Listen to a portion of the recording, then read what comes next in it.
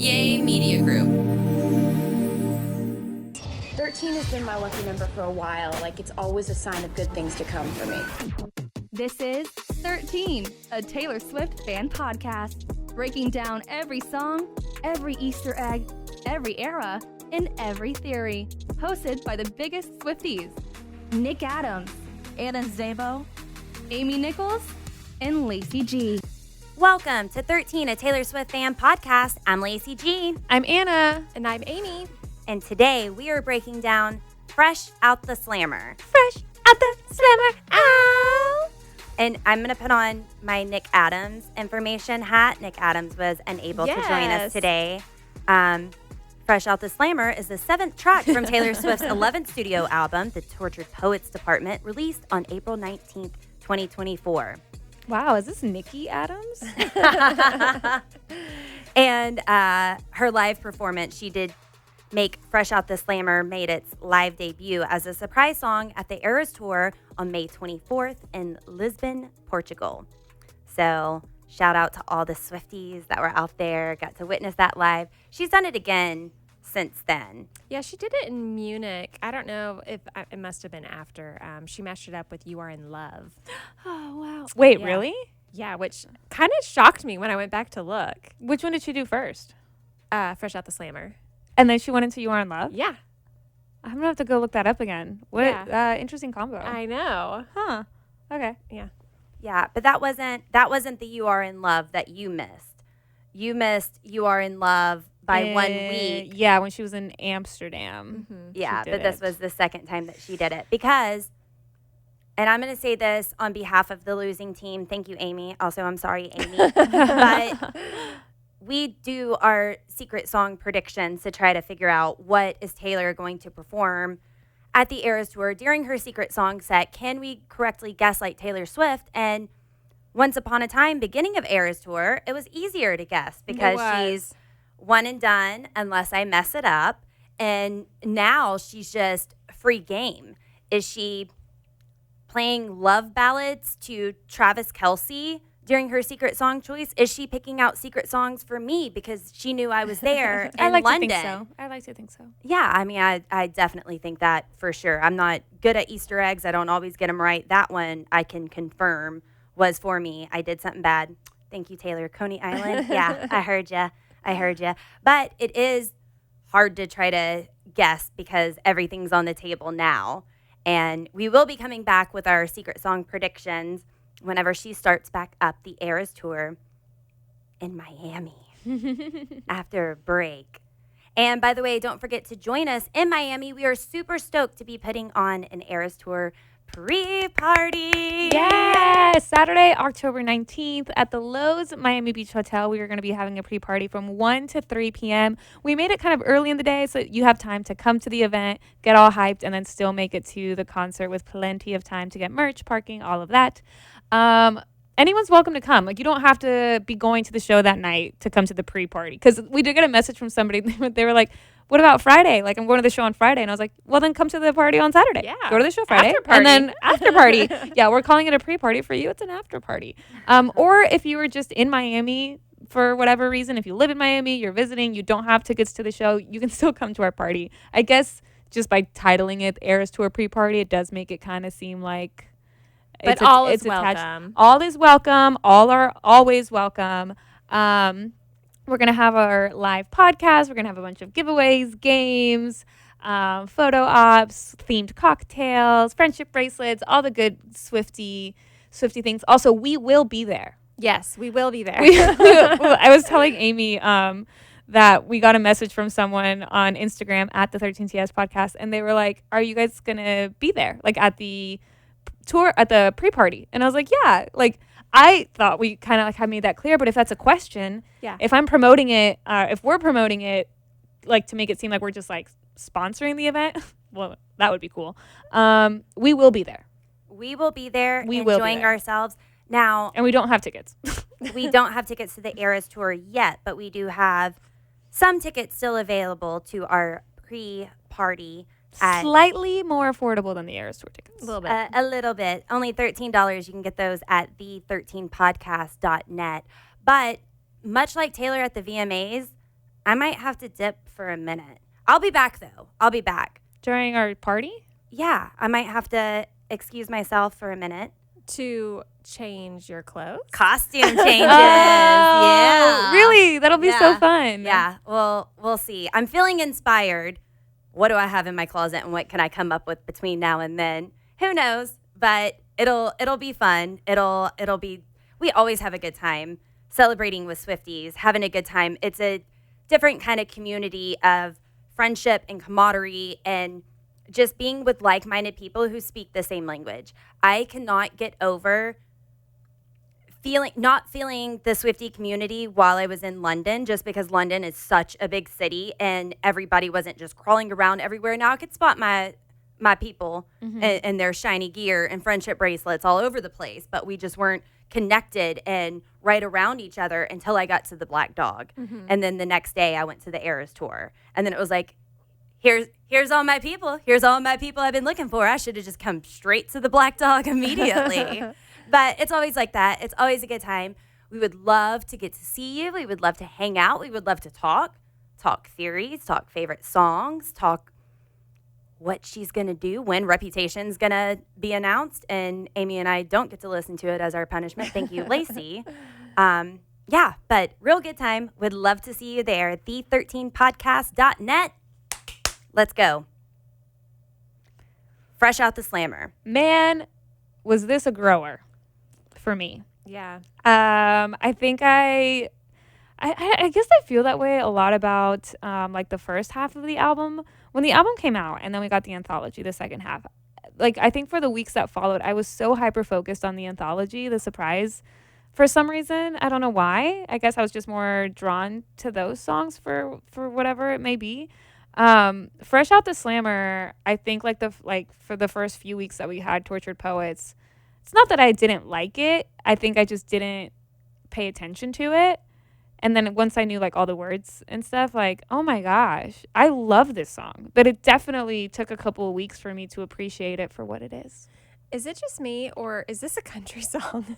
I know Nick thought Fresh out the it's slammer, got that like guitar twang at the beginning. And running back home to you. Nick was so hyped on the last song being country, and I think this sounds You know which one country. I think is the most country? Is I Can Fix Him, No Really I Can't. I do too. I think that was the most. That's number one. That's the most country of the I songs. agree. But Fresh Out the Slammer, I mean, yeah, because it kind of has like, I feel like Fresh. Bad Boy. I feel like Fresh Out the Slammer and I Can Fix Him, No Really I Can't are kind of like sister songs. Like visually, I think it's kind of that like Western saloon. Yeah, exactly. You know, because like I think the phrase like Fresh Out the Slammer does kind of give like Western vibes. So I can see what you're saying. Fresh Out the Slammer. Where are my Like cowboy boots? It'd be the opening for Yellowstone or something. Right. I have not seen that in forever. I've Really? never seen it. Really good show. It took me a while because I'm not really a country-esque person. It's just not relatable to me. I thought I came from the country whenever I moved here from Warner Robins, Georgia, until I moved to Texas, and I thought I'm coming out to the big city. Well, I bypassed the big city and moved out to Weatherford, which is country. And they had farm animals out there and all this stuff that I had never seen, never been around, ever. And I was like, oh, ends up I'm from a small town. I'm not from the country at all. I think there's different kinds of country too. Yeah. Farm animals, country is to one me. kind of country. Yeah. Yeah. Someone It's picked one me up kind with of country. spurs one time. They had spurs on their boots, and I thought like that was a cowboy urban legend. I didn't know there was a need for them, but there is, because you have to dig your heels into. I said heels. Wow, Lacey, I even picked up on that. You had to dig your heels into an animal if you're riding them. Have y'all ever been to the rodeo? Yes. No. I think so. Like, but years and years and years ago. I went to one. I live in Fort Worth, and the rodeo is huge in Fort Worth, and people get so excited about it, and it is the thing to do in Fort Worth. Everybody's out there. I went one time, and it made me so horribly uncomfortable because they're roping animals and like jerking their necks, and it just looked so rough. And like I was like, is it gonna die? It looks like it. And I guess animals are used to that. Like I don't know if that's what they're trained for or something, but I don't know. I did not understand it at all. It was rough. It was like seeing a person getting beat up. I'm just like, oh, I don't know if I can watch this. But if you're used to it, then I don't know. Country people, DM us. DM Lacey. DM me. I apologize. Just a small city girl. I don't know what I'm talking about. Don't pay attention to me. So Taylor Swift starts off with, now, pretty baby, I'm running back home to you. I do think that something really cool about this song is the storytelling of it really like changes, later on. Like I feel like I guess we'll get into it when the song changes. Well, I think the most important thing for this line is talking about running back home, and home means history.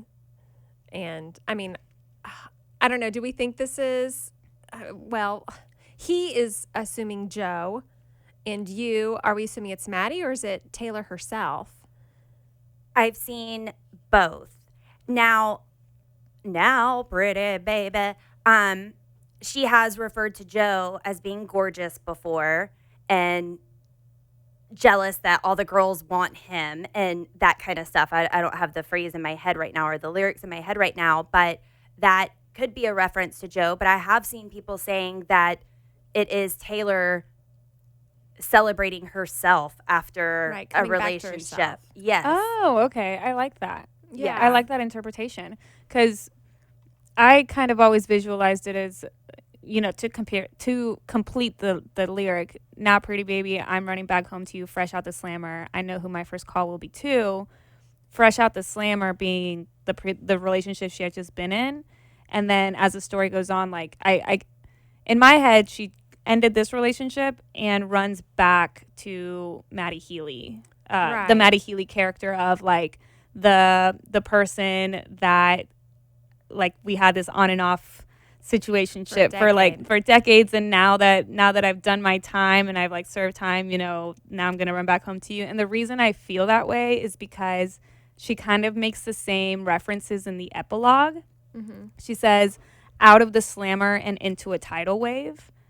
And then she also says it was house and then cardiac arrest, meaning like house arrest, the 6-year relationship, and out of the slammer being the 6-year relationship. Yeah. So I feel like it's just kind of the same metaphor, Yeah. which is why I visualize it that way. But I do really like the idea of like running back to her old self. Like Yeah. that's a really, really cool interpretation as well.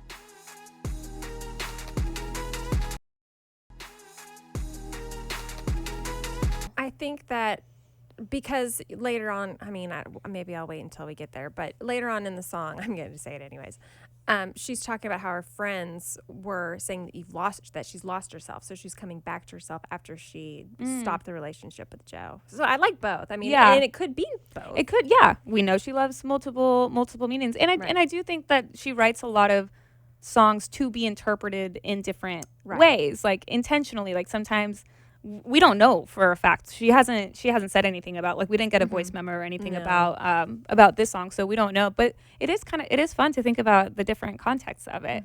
I guess when I listen to it, I think of fresh out the slammer, fresh out of the 6-year relationship, running back to the situationship. Yeah. Because sometimes it is hard to be alone. So I know whenever I was freshly single, I didn't know how to be alone. And I did go back to an ex very temporarily and immediately realized this is not the situation for me. And then realized I need time to be alone. And that's not always the case with people. No disrespect. I've got another friend right now, just met a great guy on the heels of his divorce. He is divorced, but hasn't been single for long, met her, and now he's like, well, but I didn't get to be single, but I also don't know that I want to be single, and you're great. So it's not, but then it's the whole what ifs. Do you need time by yourself? Do you need to be able to be alone? It's another day waking up alone because sometimes that's a choice, sometimes it's not a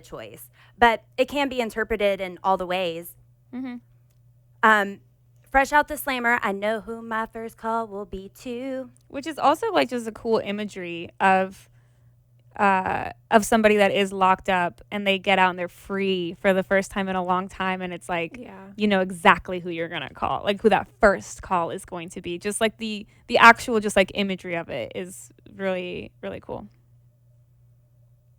Another summer, taking cover, rolling thunder.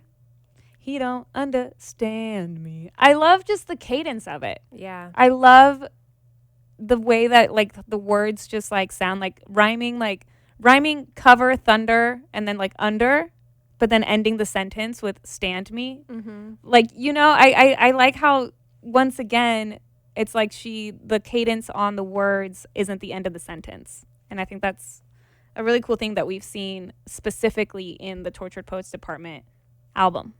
And saying he don't understand me, that's intentional because it properly it would be doesn't, but he don't understand me. She felt horribly misunderstood and you're losing me. She also, cruel summer was where she was seeking solace after Reputation, where she went into hiding and Joe gave her all the sunshine feelings again, but then she's wasting a summer with his there rolling thunder and cloudy days and blue skies and all that kind of stuff. Which is like heartbreaking because at one point she was like, I want all my summers with you. I know. You That's know, rough. like to go from that to It's a big transition. another summer taking cover. Yeah. Oh, yeah, yoy. Splintered back in winter, silent dinners, Dinners bitter. bitter. He was with her in dreams. Gosh, the cadence is amazing. Tolerate it with silent dinners. For sure. Yeah. He was with her in dreams. I misheard lyric. I don't know why it doesn't make sense, but I thought he was with her and me, but he was with her in dreams, alluding to either this affair that might have happened or maybe even just longing to be with someone else. Or even just the person that she used to be. Right.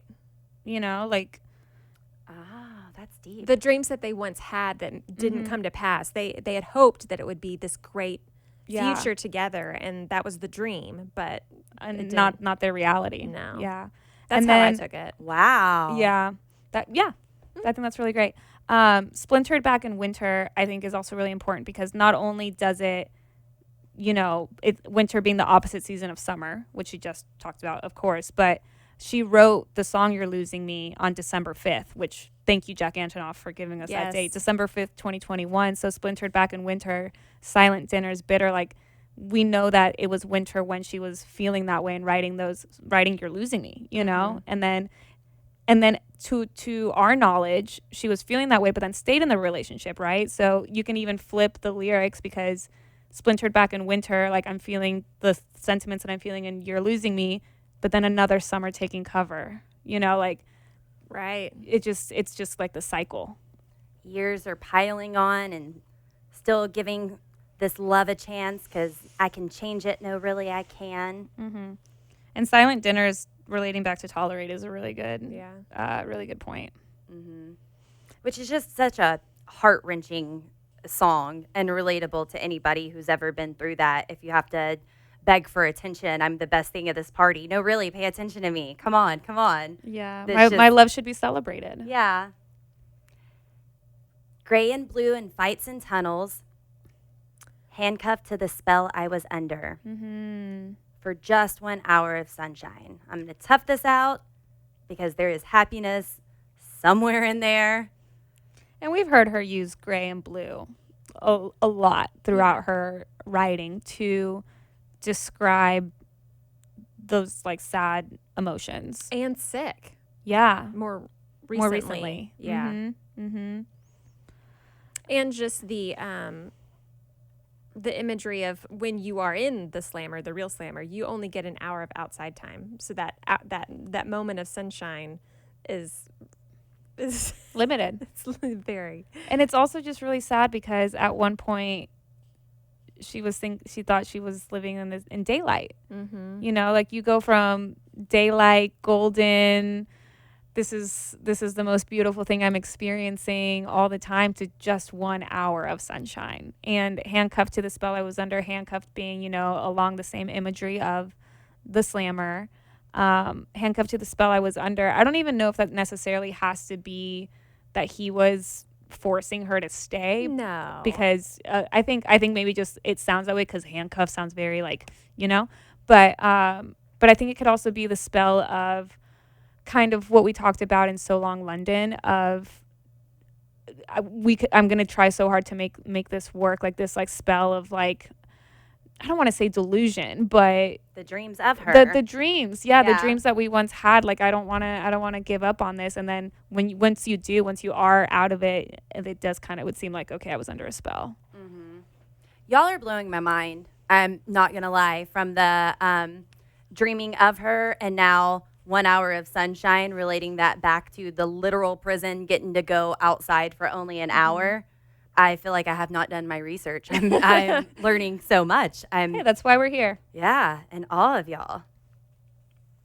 Years of labor, locks and ceilings, in the shade of how he was feeling. Mm-hmm. So she is being poignant there. But it's going to be all right. I did my time. And Yeah. years of labor is just talking about toughing it out for so long, all the work that you put into a relationship. I don't really understand locks and ceilings. I think it's with the same imagery. Yeah, I mean, COVID, they were on lockdown. For Reputation, they were locked down, trying to hide from everybody. So that's the lockdown I'm seeing. And then for ceilings, she mentioned it in Lavender Haze, staring at the ceiling with you, and then Paris drew a map on your bedroom ceiling. So it was a lot of being in bed, looking at the ceiling. He was in that place. He was depressed. She was joining him. I'll go with you to that place. And those are the only references that I saw. Yeah, no, I think that's a really, really great point. And I think it also, I think when you, from like a writing standpoint, when you are using a metaphor like this, I think she probably tries to just like actually visualize herself like in a slammer, like, you know, that's why she has the handcuffs, hour of sunshine, locks, ceilings, like, and then taking those images and relating them back to the relationship that you're like trying to describe. Right. So I think that just kind of makes sense. Now, I was just going to say the line, but it's going to be all right. I did my time. Every time I sing along to that, I almost feel like, you know, when you lie to yourself to like make yourself feel better. like a pep talk, like, yeah. But you know you're lying. I kind of feel that way, like, but it's going to be all right. I did my time. Like, it was really, really hard for her to leave this relationship. We know that. We've heard her say that in other songs. And so she's like telling herself like, but it's going to be all right. Like, I did my time. I did what I could. Like, I almost think she's lying to herself to make herself feel better. But also it's a sense of hope, right? Like something good has got to come out of this. Yeah. A little bit of hope, I think. Just in 1 there. hour of sunshine. but again, like I did my time, like time for me to be free. This episode is sponsored by BetterHelp. What's something that you'd love to learn? As an adult, do you make time to learn new things as often as you like, or was that lost in childhood? I know that me personally, one thing that I had to do was learn how to express my emotions. That's something that I wasn't taught as a child, and that's something that I learned through talking to my therapist at BetterHelp. Look, therapy isn't just for people who have experienced major trauma in their life. Therapy is helpful for learning positive coping skills or learning how to set boundaries. It can also empower you to be the best version of yourself.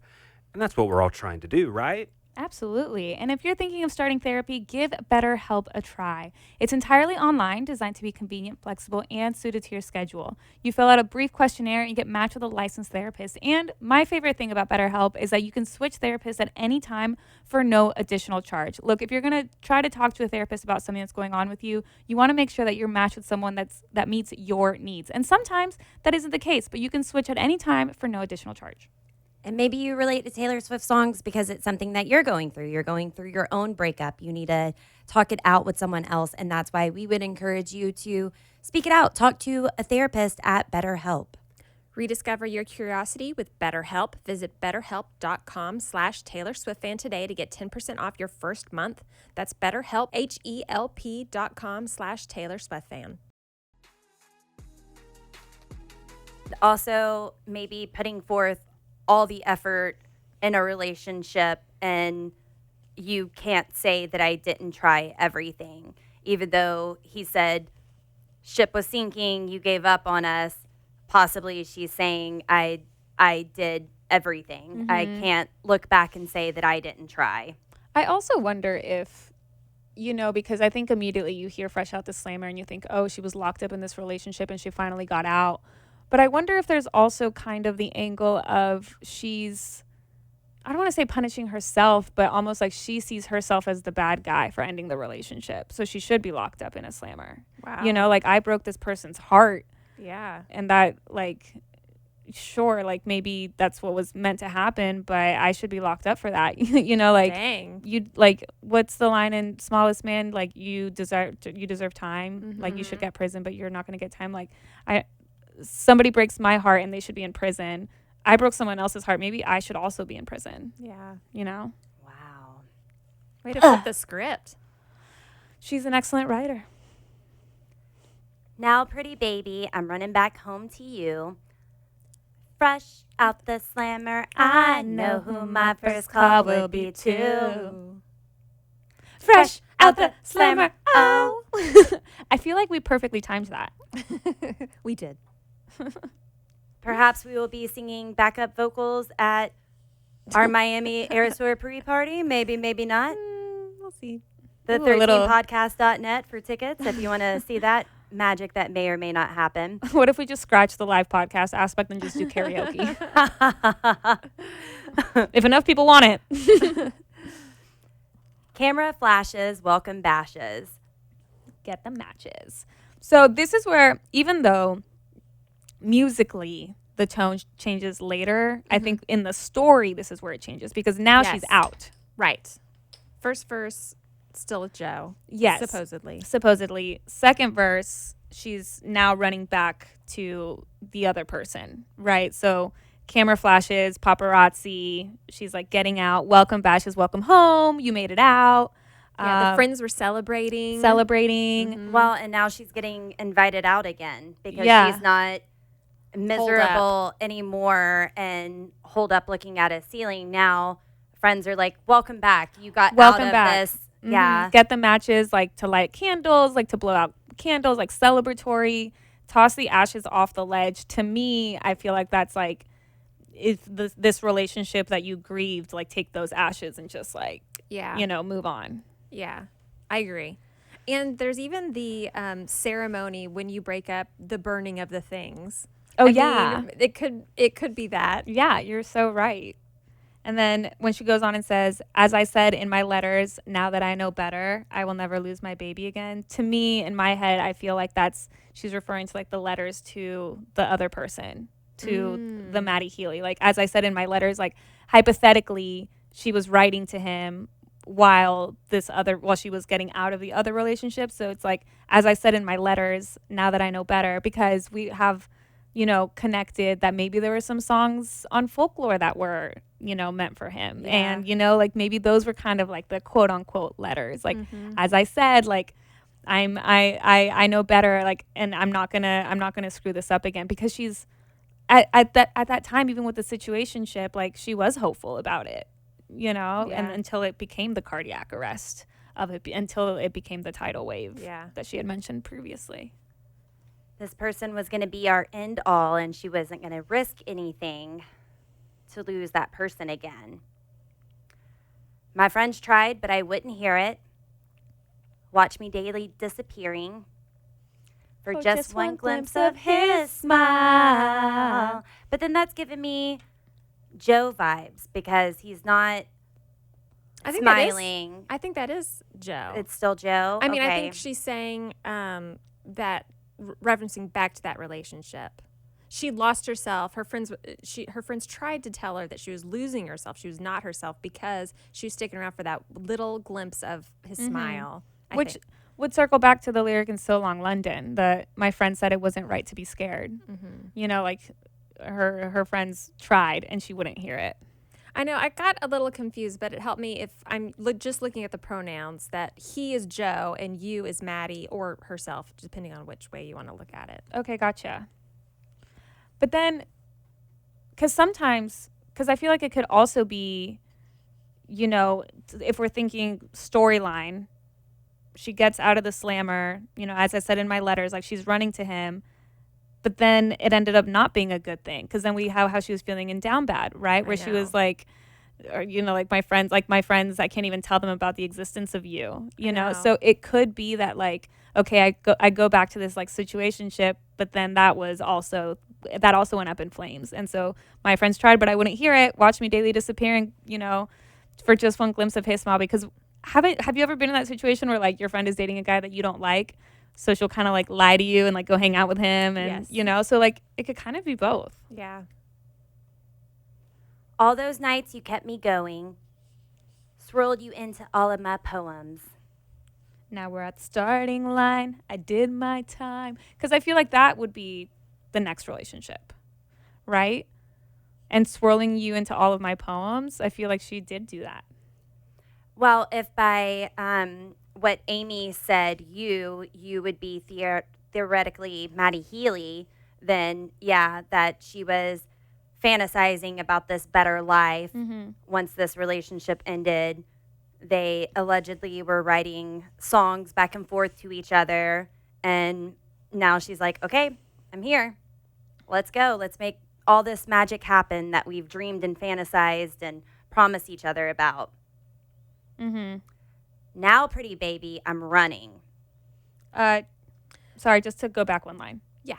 Now we're at the starting line. I did my time.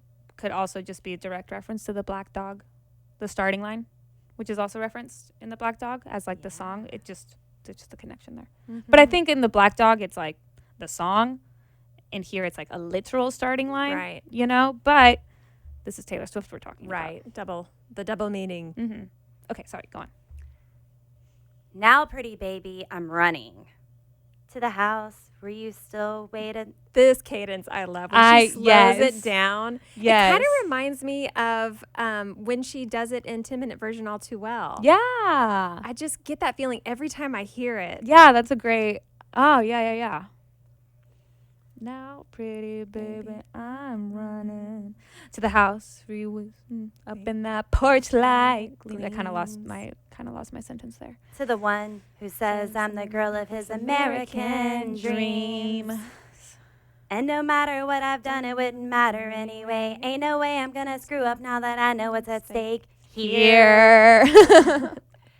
So, and then she goes into at the park where we used to sit on children's swings wearing imaginary rings. Ouch. I saw someone theorize that Joe and Taylor broke up. She went to Maddie. They stopped seeing each other, and she went back to Joe. And now Joe doesn't want her back anymore, and that's why she went back to the house but was only at the children's park and not inside the house. He wouldn't let her in anymore, and the lover's house was for Joe. That's just one thing that somebody pointed out. What is she saying with the wearing imaginary rings? I'm guessing just the promises and the hopes that we're going to get married and this doesn't happen. Even if it's not get married, you're promising yourself to me, and it didn't happen. Right. I think just like, yeah, I think I agree with what you said, that they were just imaginary. Like it never actually happened. You'd never leave, never mind. Yeah. But it's interesting because I just kind of feel like there's so many different ways that this bridge could be interpreted. I do find it interesting that in the right before that, now pretty baby, I'm running.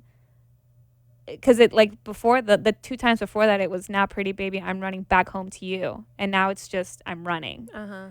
Which I saw some people kind of connect back to like Florida. You know, she's running away. Like, you know, she's escaping the shitstorm back in Texas and running to Florida. So it's like she's running. And then to the house where we still wait up in that porch light gleams. I always visualize this as the folklore house on tour is like, one thing. But if this is, if Taylor and Maddie were writing music to each other over these few years, the 1975 on their set, there's also a house and there's a porch light in their set. And there is a part of their set where Maddie Healy sits on the roof, very kind of like Peter Pan-esque as well, which we'll get to that in a few weeks. But when I hear that line, to the house where you still wait up and that porch light gleams, I always visualize that part of the 1975 set of Maddie Healy on the top of the house, the roof of the house with the porch light on. Interesting. Is that a direct reference? I don't know, because it could also just be the imagery of the Western country-esque of the porch light waiting up for the person to come home. So I don't know, but. Unrelated, but in You're Losing Me, she says, remember looking at this room, we loved it because of the light. Yeah. Ain't no way I'm going to screw it up now that I know what's at stake. Ain't no way. That's very country. Yeah. Ain't no way I'm going to screw it up now that I know what's at stake. I just like how it like rolls, how she like rolls it. And no matter what I done, I wouldn't done it anyway. Even when, like it just kind of like, oh my goodness. It's like she finds the cadence and the perfect words to just use. Gosh, she's genius. A lyrical genius. And we may or may not find our cadence at the Loews Miami Beach Hotel on October 19th. We'll see. No promises. Definitely not writing our own lyrics. But I think, gosh, I don't know. I think this is why she's so good at this, is, of course, obviously. But I feel like every line in this bridge, you could argue whichever narrative you want to argue, to the one who says, I'm the girl of his American dreams. Both of these characters in her life are British. So like either one of them would have said that, like if it's either way. And it's like, ain't no matter, when she says, ain't no way I'm going to screw up now that I know what's at stake here. Like, okay, she messed up with this long-term relationship, so I'm not going to screw it up again with this one, or we've had this situationship going on for so long, I'm not going to screw it up because I know what's at stake.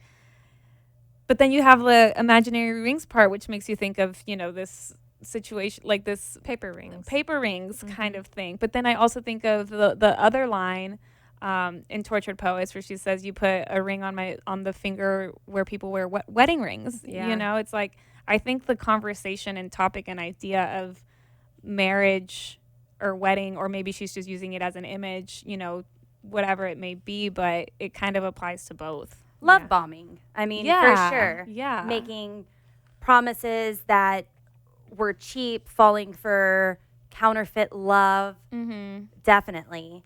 And I mean, she clearly says to the one who says, I'm the girl of his American dreams. That's my second the one joke. No, but I liked it. And I got it that time. Like the song? To the one. Yeah. Yeah. Yeah. The song. Yeah. Yeah. But I also think, like, maybe she did this intentionally where we're not supposed to know who exactly she's talking about at which point, because the lines were blurred for her and they're blurred for us too. Absolutely. So now they're kind of blurred for us too as like the listener. And when you just take the album as a whole and the story that's kind of being intertwined throughout it is confusing. And the way she made the track list, like Down Bad, she's already made a resolution for that's the resolution of the relationship. And it's just, you're jumping all over the place, back and forth in the chronological order of things. Yeah. Could you imagine if it would, we should do that sometime as a challenge. What would be the chronological order?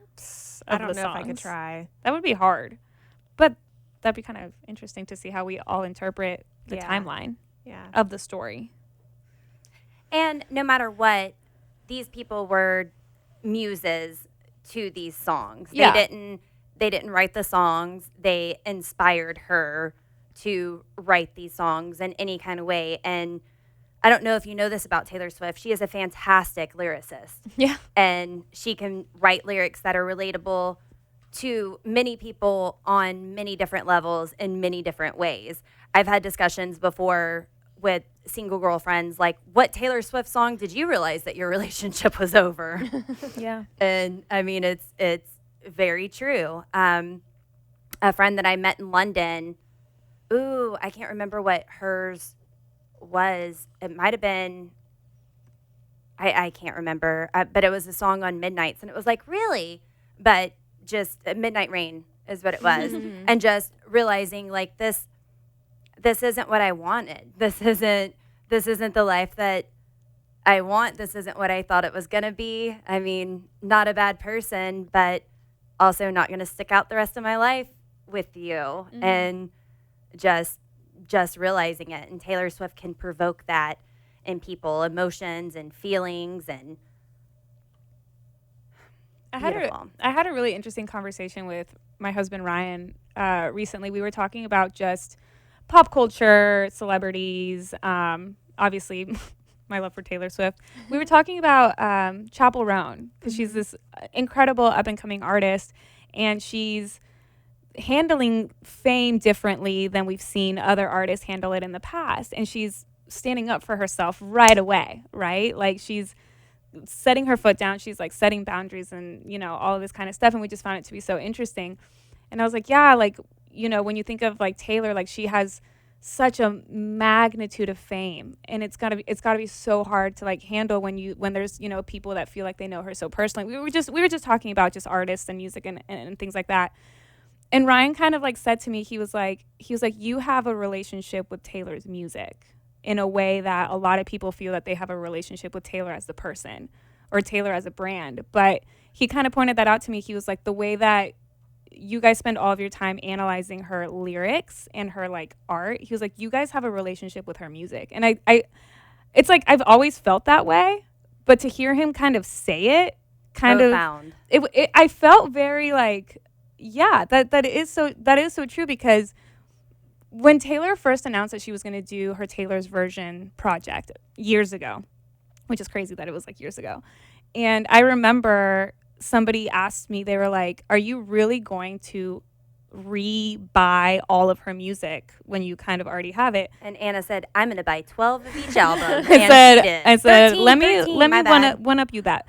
But I thought about it, and I was like, no, you know what? Like, I was like, I feel like the reason that I almost am so loyal to Taylor Swift is because her music has always been there for me, you know? And I remember saying that. I was like, her music has always been there for me, so I will always be there for her as well, you know? But I don't know. It was a cool conversation, and now to analyze the song in the way that we just did, like, I really enjoyed this entire conversation, like hearing y'all's perspective and, you know, things. But to look at her lyrics and to just acknowledge how great of a lyricist she is and poet, you know, I just think that's really cool. And I don't know what made me bring this up, but no, that's a very good point. But I would like to tell Ryan that even though, yes, we are very big fans of her work, and that is how we know her, and she does say at times, like, this is my brand. This isn't necessarily Taylor Swift. However, she would be friends with us too.